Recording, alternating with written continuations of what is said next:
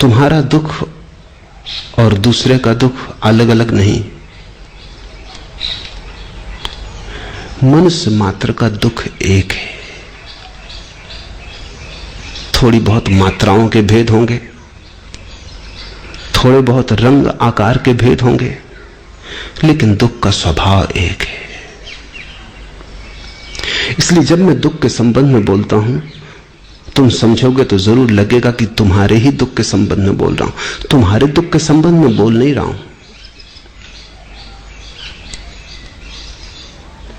दुख के संबंध में बोल रहा हूं। दुख का स्वभाव एक है।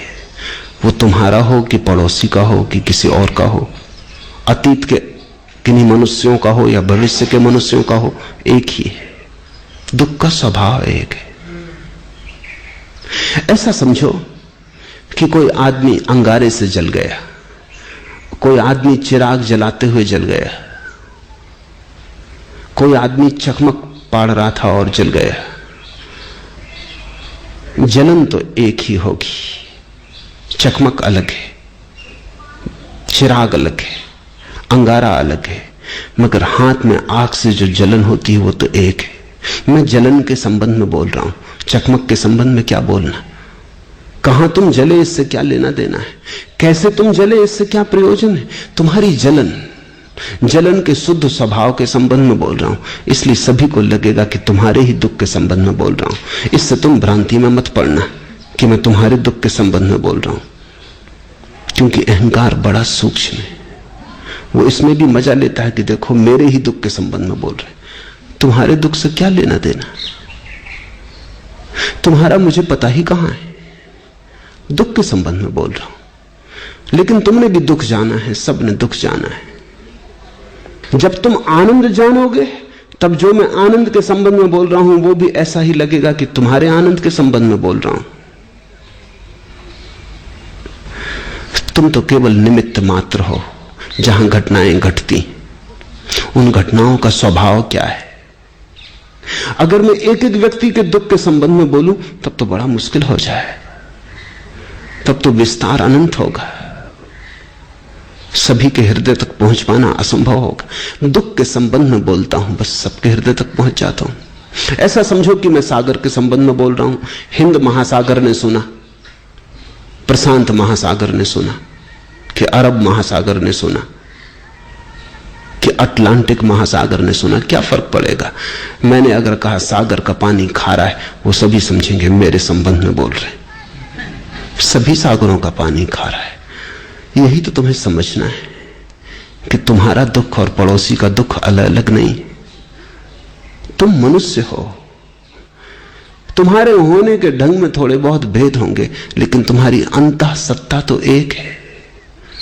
तुम्हारे आंगन में जो आकाश समाया है वही तुम्हारे पड़ोसी के आंगन में भी समाया। तुम्हारा आंगन तिरछा होगा, तुम्हारे आंगन में साधारण गरीब आदमी की मिट्टी की दीवार होगी, पड़ोसी का आंगन कीमती होगा, संगमरमर जड़ा होगा। पर आकाश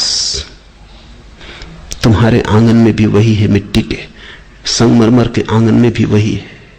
मैं आकाश के संबंध में बोल रहा हूं, तुम्हारे आंगन के संबंध में नहीं। इसलिए तुम्हें स्वाभाविक लगेगा, इसमें रहस्य कुछ भी नहीं है, सीधा गणित है।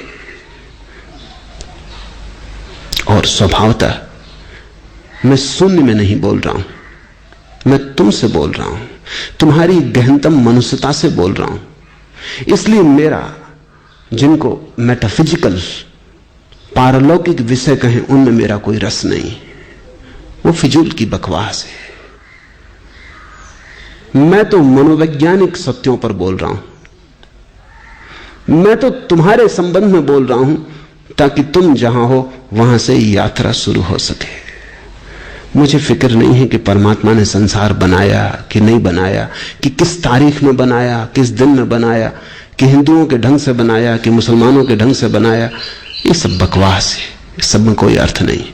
मैं कोई पागल नहीं हूं। मेरी दृष्टि में सभी दार्शनिक पागल है।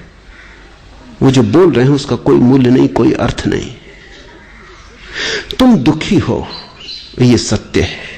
तुम हिंदू हो तो दुखी हो, मुसलमान हो तो दुखी हो, तुम मानते हो कि ईश्वर ने संसार बनाया तो दुखी हो, तुम मानते हो ईश्वर ने बनाया नहीं संसार, ईश्वर है ही नहीं तो भी दुखी हो। तुम्हारे दुख को मिटाना है। और मेरे अनुभव में ऐसा है कि जब तुम्हारा दुख मिट जाएगा तो जो शेष रह जाता है वही परमात्मा है। परमात्मा कोई धारणा नहीं है, धारणा शून्य चित्त का अनुभव है। परमात्मा कोई सिद्धांत नहीं है कि जिसे सिद्ध करना है। परमात्मा एक प्रतीति है, आनंद की, परम आनंद की, अहोभाव की।